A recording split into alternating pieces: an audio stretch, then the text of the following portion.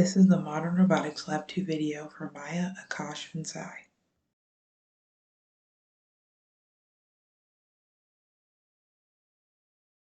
To simulate the Pinter X100, we need to first source the workspace. We can launch the Robotics XS-ARM description package. This opens the average simulation of the PX100 in the joint state controller. Using the sliders, we can adjust the positioning of the simulated robot.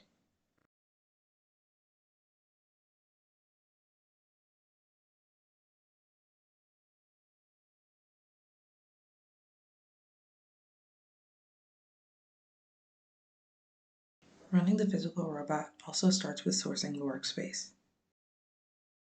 Using the Robotics XS-ARM control package, we can connect to the physical robot.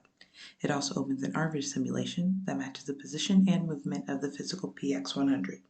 The motors are torqued on initially, so it holds the position it is currently in. We can change that using the ROS service call to disable the torque. Now the PX100 can move freely.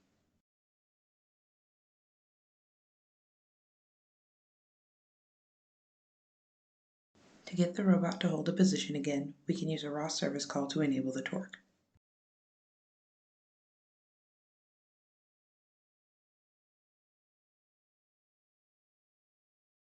ROS services can do more than disable and enable torque. This list of available ROS services can be seen in this ROS service list.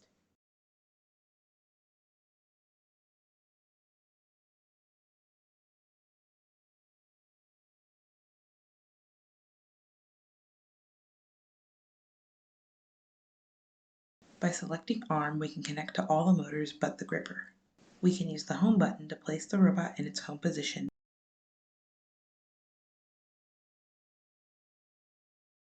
and the Sleep button will place the robot in its sleep position.